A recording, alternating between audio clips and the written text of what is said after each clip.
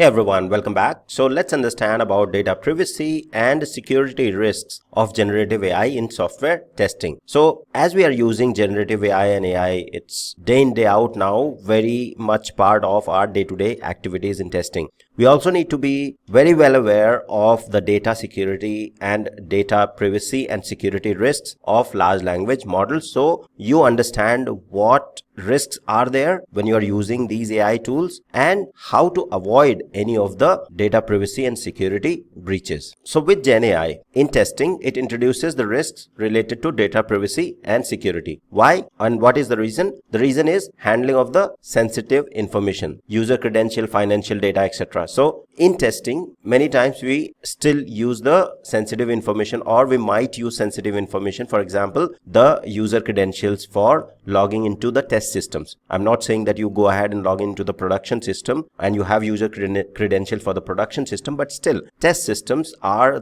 or might contain sensitive code base and data and other type of data that might be there in your test server as well. So with these type of data, there is a security risk of data privacy. Then the potential vulnerabilities in the LLM powered test infrastructure. So LLM powered test infrastructure might itself could have the vulnerabilities, which could lead to data privacy and security risks. Then risk of data breaches, unauthorized access or exposure to confidential data. Testing often involves realistic or production-like data, and any leak can compromise trust, compliance, and system integrity. So usually when we talk about testing, you not necessarily go ahead and use production data as is, the customer data as is, because that is basically a high breach of trust. But still, you use production-like data. So you might mask the data and you might have a specific format of the data or the API keys that you use to log into a specific test server. So there is sensitive data still involved in your testing activities. And because of that, if the large language model itself has the vulnerabilities, or you use the large language model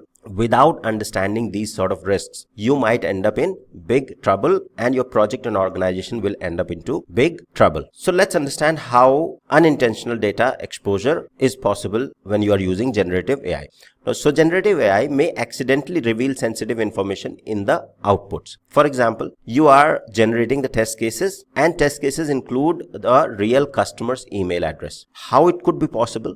Sometimes, because see, all of these generative AI systems, if I talk about Microsoft Copilot or ChatGPT, if you're blindly using these and say, for example, you are pasting your user story or your test log into the ChatGPT, for example, which is not authorized by your IT team, you are basically providing the clear exposure of your sensitive information publicly. It's not just the cloud solution that you are talking about, because whatever you put into the prompt, into the chat of these tools, becomes most probably a training data for the future model. And that training data, if that's the training data, eventually if somebody is prompting or somebody is asking for the query or solution, it might end up providing the sensitive information that you might have by mistake shared in the logs when you are debugging some issue of your application. Okay, so unintentional data exposure is the first and foremost reason that happens, because you don't know what are the impact, what might happen, and you straight away copy and paste the logs. The log might have sensitive information, or you copy and paste your Postman collection or your automation framework, the data, and in the framework data there is a API key already there, or there is a username and password hard-coded in the code base, and you just thought, okay, I'm just searching and asking for the solution in, say, GitHub Copilot. But is GitHub Copilot not public? It is cloud-based solution, right? Unless and until it is basically a local large language model in your organization, in your organization's database, everything is basically cloud-based. So whatever you are typing in, whatever you are prompting is basically exposed publicly. And GenAI output exposes the internal API keys in the test script. How it could be possible? Because you might have shared something in the past. And not only you, maybe if say, for example, somebody else in another organization, for example, they have shared couple of logs, couple of automation framework code which contains customer emails. I start searching for something. It might provide me the sensitive customer email data in my test data. For example, if I say create the test data with the customer first name, last name and email address, it might pick the customer's email that somebody would have shared in the logs by mistake, right? So it's a possibility, unintentional data exposure. Then what is the mitigation for unintentional data exposure? Always use synthetic or anonymized test data. Think couple of times before you go ahead and straight away paste, because it's not a search engine, right? I mean, even in the search engine, what you are exactly typing in, it's a public information. It's not something which is not shared publicly. All these search engines, they maintain the database. Whatever you're searching is basically there in their database.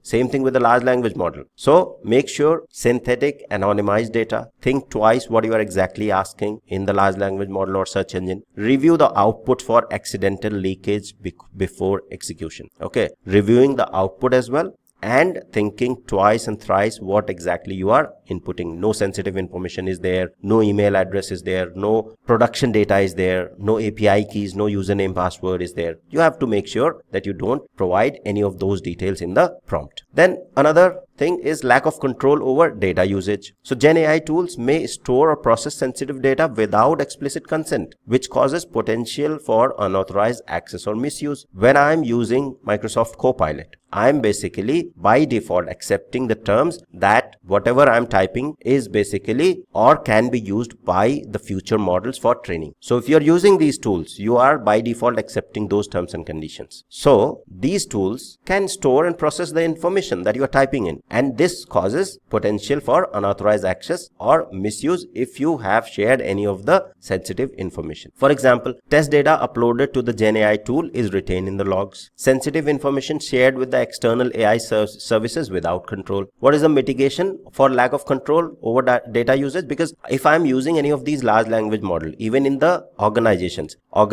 how they have engaged and what is their agreement on the processing of the sensitive data or processing of the data, what is the data retention policy, unless and until you are 100% sure of the data retention policy, etc. in your organization, you cannot be 100% sure that your data is not retained by the large language models. So mitigation for this is you apply strict access controls. You ensure that data governance policies are followed and prefer on-premise or secure AI environments for sensitive testing. Do not go ahead and straight away, okay, I'll open publicly the ChatGPT and start asking because I need to quickly generate the test cases and look cool in my team, I'll go ahead and open GitHub Copilot and straight away copy the project Jira stories, put it in the GitHub Copilot or Microsoft Copilot in the browser and start creating the test cases out of those user stories. You are basically compromising the internal company data and project data with these large language models. So preference should be on-premise or secure AI environments. And within the organization, if you are working, always ensure that you are using the authorized tools that are authorized by the IT department, not any random AI tool. Okay, for example, randomly I open the browser and start using ChatGPT. That should not be the case in the projects in the enterprise. Then the compliance risks. So using generative AI without adhering to data protection regulations can lead to legal disputes. Okay, because the model might not comply with the, say for example, GDPR compliance, right? Model might not be compliant to the GDPR rules, regulations. And if you use the generative AI without adhering to these data policies or data protection regulations, your organization is definitely going to end up in legal disputes. For example, you share the PIIs with GenAI tools without anonymizing, which will lead to GDPR violation. So personal information, personal identifiable information, if you are sharing without anonymizing, without masking, that is a huge risk in terms of data protection for GDPR and will end up in legal disputes. Your organization will end up in legal disputes. Using production data in testing without proper consent, that's another big risk. How to mitigate the compliance risk? Ensure compliance with GDPR, HIPAA and local regulations. Your models that you are using, they should be compliant. Document handling or document data handling practices in the test strategy. Train the test team on legal and ethical responsibilities. Very important. Why I'm covering these risks, because when you are watching this tutorial, you understand that there are tools, there are AI tools, lots and lots of tools available freely nowadays. But then how and what sort of information you are going to use when you are using these tools, always keep in mind the risks associated with the data that you are sharing. So training on the legal and ethical responsibilities is also very important for you and for your team members. So that's all about this tutorial. Thank you. I'll see you in the next one.